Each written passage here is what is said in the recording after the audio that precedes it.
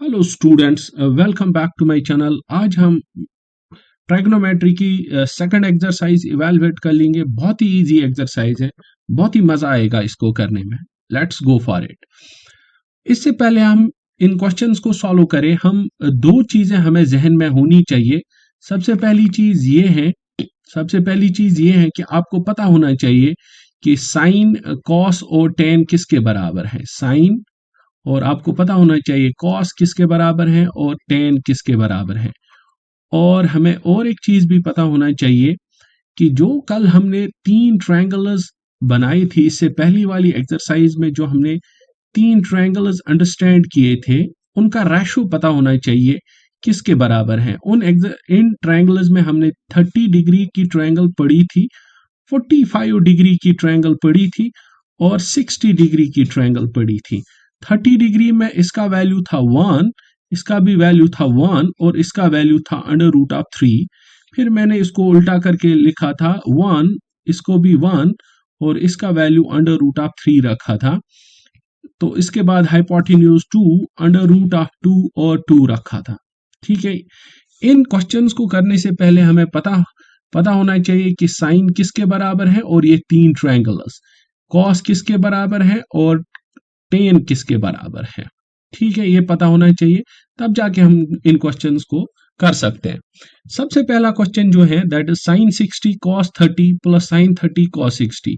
हमें पता करना है कि sin 60 किसके बराबर है। तो सिंपल, हम किस ट्रायंगल में चले जाएंगे, 60 वाली ट्रायंगल में।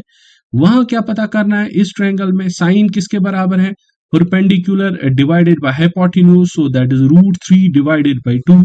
सो sin 60 की जगह हम लिखेंगे √3 divided by 2। Very good. cos 30, तो हम किस ट्रायंगल में चले जाएंगे, 30 में। cos किसके बराबर है, base by hypotenuse, that is √3 divided by 2। Okay, चलो नेक्स्ट देखते हैं इसका sin 30। sin 30 फिर से देख लो, perpendicular by hypotenuse, 30 degree triangle में परपेंडिकुलर 1 है और हाइपोटेन्यूज 2 है। cos 60 डिग्री ट्रायंगल में cos base by hypotenuse, that's again equal to 1 divided by 2।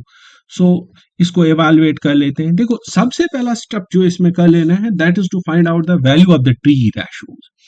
हमें टी रेशोज का वैल्यू पता चल गया तो हमारा काम बन गया। उसके बाद जो काम है that's to evaluate the mathematical equation, mathematical terms, equations नहीं, इन टर्म्स को इवेलुएट करना है। सबसे इंपॉर्टेंट ये ढूंढना है कि जो रेशो दिया हुआ है वो किसके बराबर है। चलो यहां मल्टीप्लाई कर लो, तो ये बनेगा √3 होल स्क्वायर बाय 4 और यहां आएगा प्लस 1/4। √3 होल स्क्वायर बाय 4 में रूट और ये कटेगा, that will be equal to 3/4 plus 1/4। 4 को आप एलसीएम ले लो, एलसीएम, और ऊपर ऐड होंगे ये 3 plus 1, that's 4/4। 4/4 that's equal to 1। So पहले क्वेश्चन का सॉल्यूशन हमें मिला, दैट्स इक्वल टू 1। तो it was an easy one, एक आसान क्वेश्चन था, ये हमने कर दिया। अब हम दूसरे क्वेश्चन की तरफ चलते हैं। सेकंड, इसका जो बी पार्ट है या सेकंड पार्ट आप देख लो, बुक में आपके होगा। सेकंड पार्ट है 2 tan square 45, 2 tan square 45 plus cos square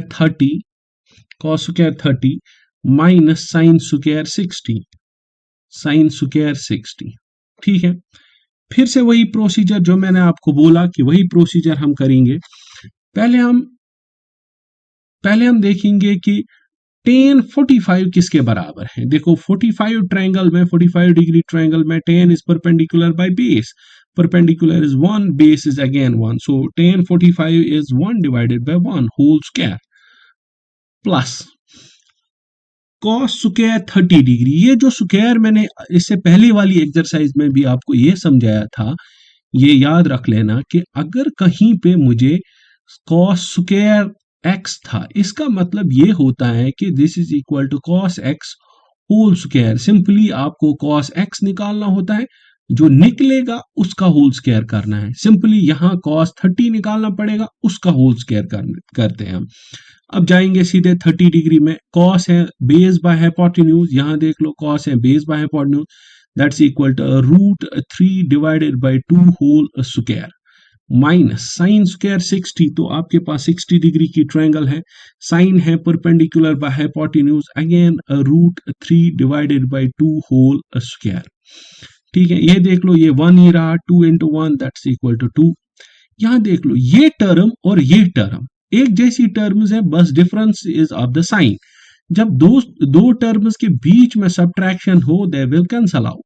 ये और ये कैंसल हो गए, ठीक है, ये और ये क्या हो गए, कैंसल। जब ये कैंसल हो गए तो रिजल्ट इज इक्वल टू, इनका रिजल्ट क्या आया, 0, तो ये बनेगा 2 + 0, सो दैट्स इक्वल टू 2।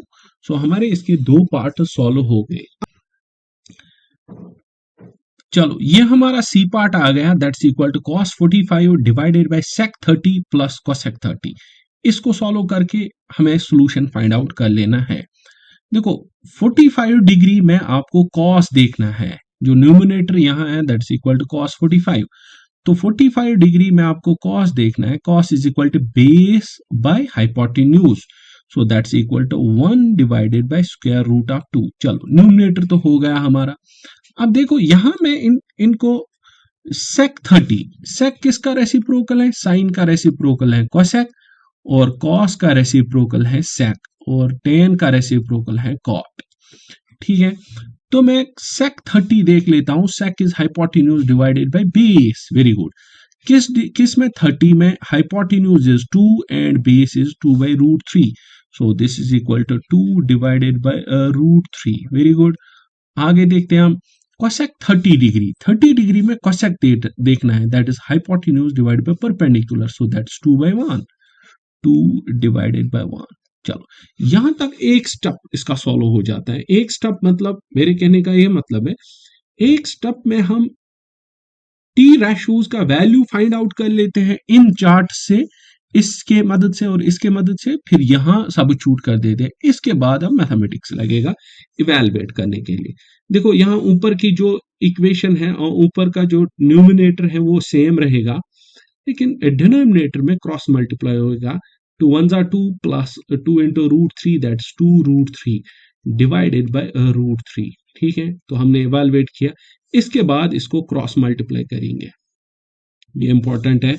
इसके बाद इसको क्रॉस मल्टीप्लाई करेंगे। हम क्या करेंगे, 1/√2 यही रहेगा, इसका कन्वर्जन इनटू में हो जाएगा, इस डिवाइड का पढ़ा है आपने, तो ये बनेगा √3 डिवाइडेड बाय 2 + 2√3। ठीक है, तो वो मुझे मिलेगा √3 into 1, क्योंकि क्रॉस मल्टीप्लाई तो नहीं है, डायरेक्ट मल्टीप्लाई है। इसका इसके साथ हो जाएगा, इसका इनके साथ हो जाएगा, √3 into 1 दैट्स √3 डिवाइडेड बाय, इसका मल्टीप्लाई पहले 2 के साथ होगा। देखो, ये √2 है और ये 2 है, these are two unlike terms, क्योंकि इन दोनों का मल्टीप्लाई करना है किसके साथ, √2 के साथ। तो ये पहले अनलाइक टर्म्स है, जब अनलाइक होंगे तो मल्टीप्लाई ऐसे होता है, 2/2 into 2 2 into √2 प्लस, अब इसका मल्टीप्लाई होगा 2√3 के साथ, वो बनेगा 2 into, अब लाइक टर्म्स है √2 और √3, तो एक ही रूट आएगा, दैट्स इक्वल टू 6, 2 3 are 6। असल में ये मतलब है √2 का मल्टीप्लाई करना है मुझे 2√3 के साथ। जब मल्टीप्लाई होगा तो इन दोनों का होगा, 2 वहीं रहेगा, 2 into √6। ठीक है, ये समझ आ गया आपको।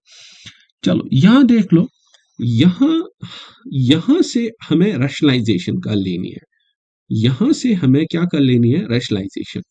व्हाट इज रैशनलाइजेशन, ये आपने 7th क्लास में पढ़ा होगा या 8th में भी पढ़ा होगा, कि हम रैशनलाइज तब कर लेते हैं जब हमारे डिनोमिनेटर में कोई इरेशनल नंबर होता है, हम ट्राई कर लेते हैं उसको सॉल्व करने में। तो हम ऐसे कर लेंगे, √3 डिवाइडेड बाय 2√2 प्लस 2√6 इंटू, अब जो डिनोमिनेटर में यहां है वही मल्टीप्लाई करेंगे, 2√2 लेकिन माइनस 2√6 डिवाइडेड बाय 2√2 माइनस 2√6। ठीक है, रैशनलाइजेशन ऐसी ही होती है कि जब डिनोमिनेटर में हमारे दो टर्म्स हैं, हम उन्हीं दो टर्म से यहाँ मल्टीप्लाई और डिवाइड करेंगे ताकि इस इक्वेशन पे कोई इफेक्ट ना पड़े, इस सारे सारे नंबर पे कोई इफेक्ट ना पड़े मल्टीप्लाई और डिवाइड करने से। लेकिन साइन जो पॉजिटिव है इसको चेंज करके नेगेटिव में हम चेंज कर देंगे, ठीक है।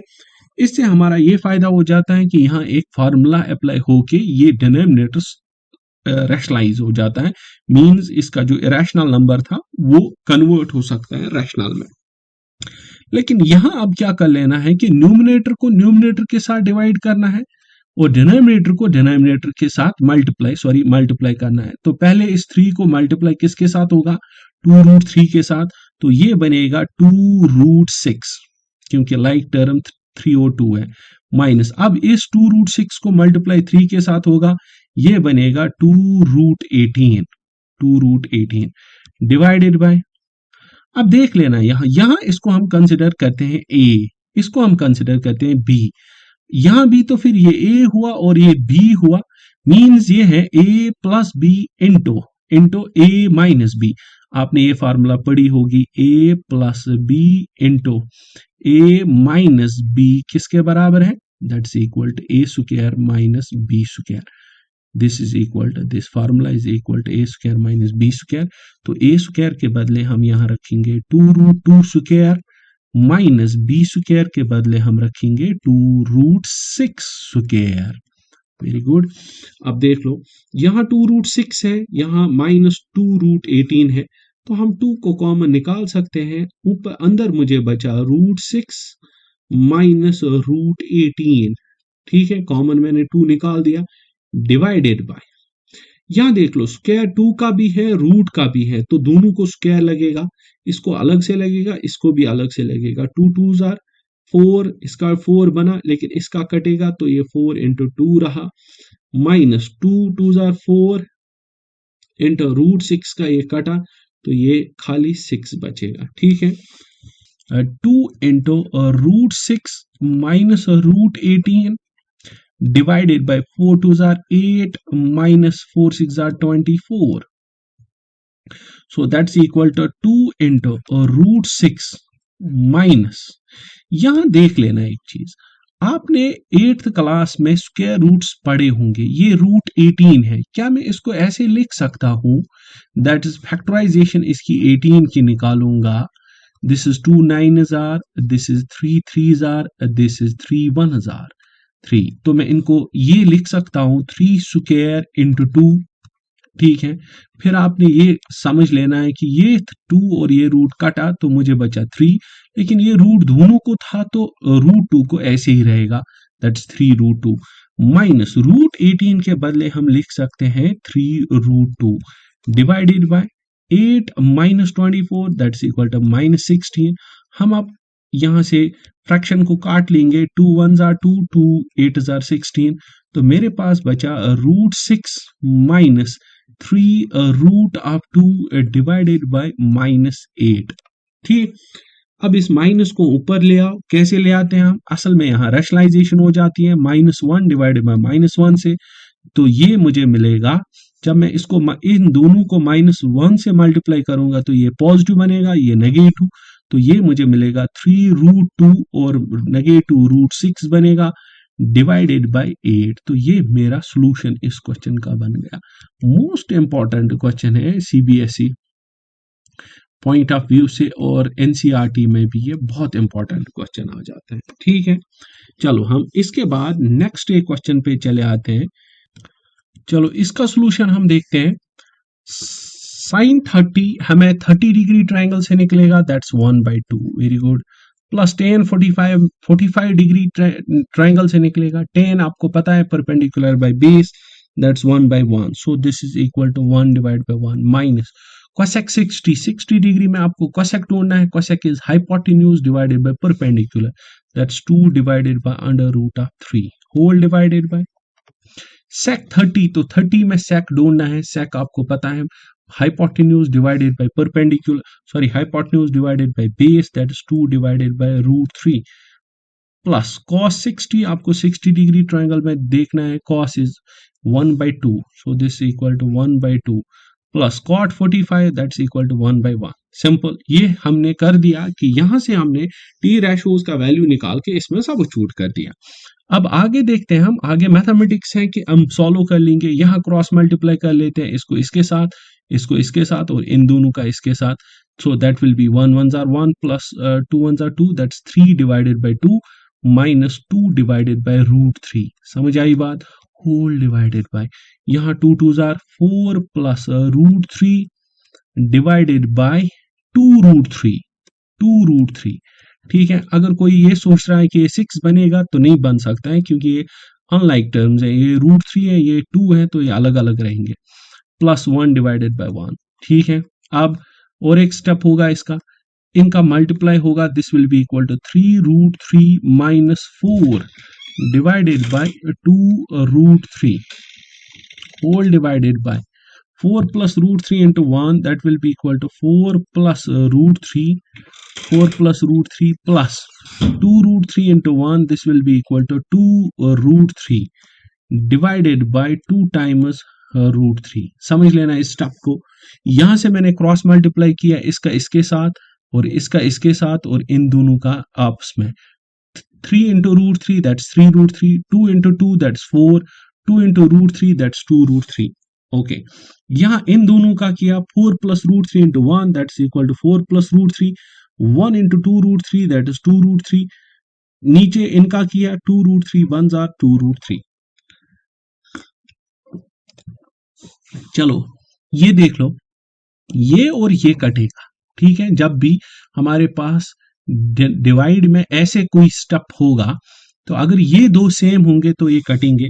तो हमारे पास बचा 3 रूट 3 माइनस 4 डिवाइडेड बाय, यहां देख लेना, यहाँ 4 प्लस रूट 3 प्लस 2 रूट 3।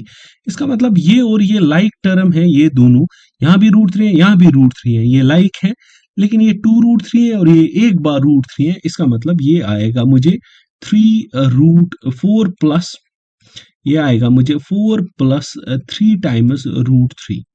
अब देखो, हमने क्वेश्चन को मिनिमाइज किया, लेकिन यहां से अब इसकी रैशनलाइजेशन हो जाएगी।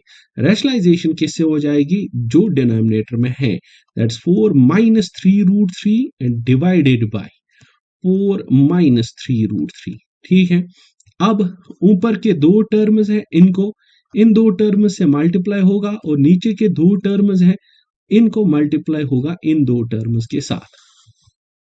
3 रूट 3 का 4 के साथ पहले मल्टीप्लाई करेंगे। 3 रूट 3 का 4 के साथ जब मल्टीप्लाई होगा तो 4 को पहले 3 के साथ होगा, that will be equal to 12 root 3।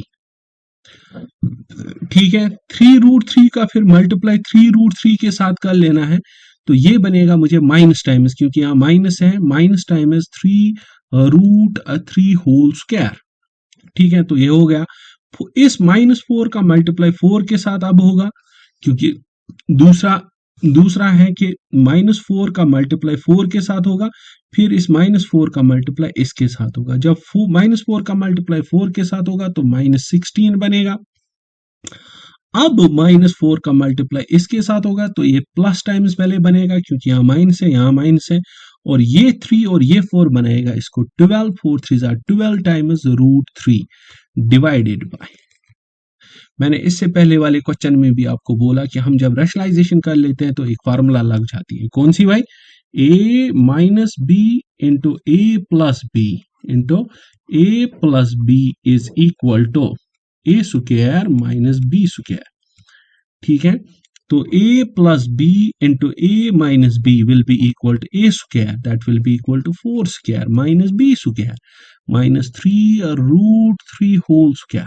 ठीक है, यहां देख लो, अब नया स्टेप करेंगे हम। 12 रूट 3 और ये 12 रूट 3 ऐड हो जाएंगे, ये बनाएगा मुझे 24 टाइम्स रूट 3।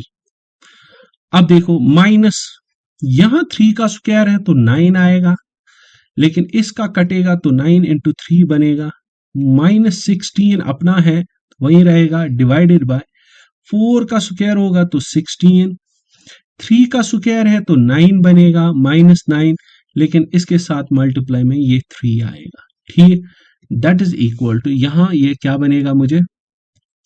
यहां बनेगा मुझे ये 24 root 3 minus 27 minus 16 divided by 16 minus 27। ठीक है, ओके। चलो ये देख लो आप, ये मुझे मिला अब 24 टाइम्स √3, 24 टाइम्स √3 माइनस 43, दोनों माइनस है, 43 डिवाइडेड बाय -11 बनेगा ये। ठीक है, तो यहां तक मेरा क्वेश्चन आ गया। अब लेकिन -11 न्यूमिनेटर में है, तो मैंने आपको समझाया है कि जब भी नेगेटिव नीचे होगा तो इसको रैशनलाइजेशन करेंगे, -1 मल्टीप्लाई करेंगे, तो इस -1 को जब हम इसके साथ और इसके साथ मल्टीप्लाई करेंगे तो 43 पॉजिटिव बनेगा, और दूसरा बनेगा -20, 24 टाइम्स √3 डिवाइडेड बाय 11। तो ये हमारे पास इस क्वेश्चन का आंसर आया। ठीक है, ये भी इंपॉर्टेंट क्वेश्चन था। 3 to 4 मार्क्स इनके आ जाते हैं सीबीएसई और एनसीईआरटी में। ठीक है, हम अब नेक्स्ट क्वेश्चन देख लेते हैं, फिफ्थ वाला इसका। ओके, हम फिफ्थ क्वेश्चन देख लेते हैं।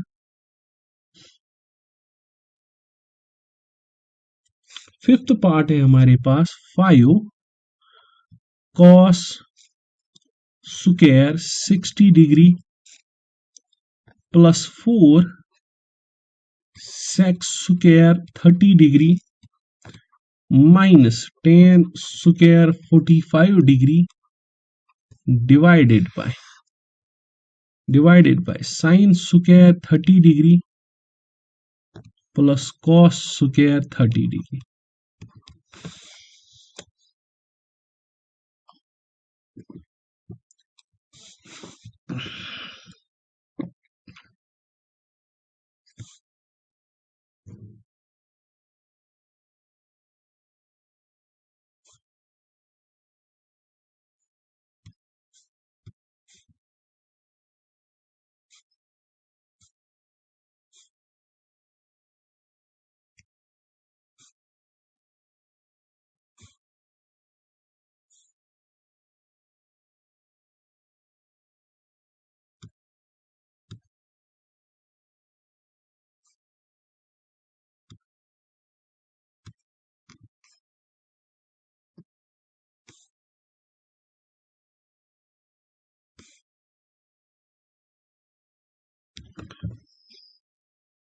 ओके, इस फिफ्थ पार्ट को हम कर लेंगे। पहले हम इन टी रेशोज का वैल्यू ढूंढ लेंगे इन 3 ट्रायंगल्स से। This equal to 5 cos square 60 है, मैंने आपको इससे पहले भी समझाया। जब भी मुझे cos स्क्वायर 60 होता है या कोई भी cos स्क्वायर एंगल होता है, तो असल में cos 60 का होल स्क्वायर है। तो सिंपली मैं cos 60 ढूंढ लूंगा, न कि कोई स्क्वायर ढूंढ लूंगा। मैं cos 60 में cos देखो base by hypotenuse, this equal to 1/2, लेकिन ऊपर से होल स्क्वायर है, प्लस 4 टाइम्स sec स्क्वायर 30। तो 30 में sec देखो, sec किसके बराबर है, hypotenuse divided by base, that's equal to 2 divided by √3, लेकिन ऊपर से स्क्वायर है, माइनस 10 45, दैट्स 1/1, लेकिन ऊपर से स्क्वायर है, डिवाइडेड बाय साइन स्क्वायर 30, 30 में साइन है 1/2, सो दैट्स इक्वल टू 1/2, लेकिन ऊपर से स्क्वायर आएगा, प्लस cos 30, 30 में cos आएगा √3 डिवाइडेड बाय 2, √3 डिवाइडेड बाय 2, लेकिन ऊपर से स्क्वायर है। This is equal to 5 into 1/4 plus 4 into 2 का स्क्वायर 4 बनेगा, लेकिन √3 का स्क्वायर के साथ कटेगा तो वो 3 बनेगा, minus 1 divided by 1 whole divided by, देखो ये मुझे बना 1/4 प्लस ये मुझे बना 3/4। ठीक है, अब इसके बाद का step 5 into 1 that's equal to 5/4 plus 4 16 divided by 3 minus 1 divided by 1 whole divided by, देखो यहाँ कॉमन में एलसीएम 4 ले आओ तो अंदर क्या बचा 1 + 3। ठीक है, 1 + 3 दैट्स इक्वल टू 4। चलो मैं इसको यहाँ डायरेक्टली 4/4 लिख देता हूँ, मैं इसको लिख लेता हूँ 4 डिवाइडेड बाय 4 तो वो कटेगा। अब मुझे क्या बचा, मुझे बचा ये वाला पोर्शन, तो मैं इसको मल्टीप्लाई कर लूंगा। ठीक है, 5 into 3 15, 64 divided by 4 3s are 12 minus 1 divided by 1, so that's equal to 64 or 5, this is 9, six one seven, 79 divided by 12 minus 1/1। ठीक है, दिस इज इक्वल टू, ये यहाँ किसके बराबर आएगा, ये आप देख लो 79, this equal to 79 minus 12 divided by 12, so that's equal to 79 में से 12 निकालो, 9 में से 2 तो 7, दिस इज 67 डिवाइडेड बाई 12। ठीक है, तो इस क्वेश्चन का मुझे आंसर आया क्या, 67 डिवाइडेड बाई 12। चलो, ये 5 पार्ट इसके हो गए। ऑलमोस्ट हमारी एक्सरसाइज इस पे कंप्लीट हो गई। एक दो क्वेश्चंस और हैं इसमें, वो हम कल करेंगे। सो अगर आपको ये लेक्चर सीरीज पसंद आ रही है तो आप इसको शेयर कर सकते हो।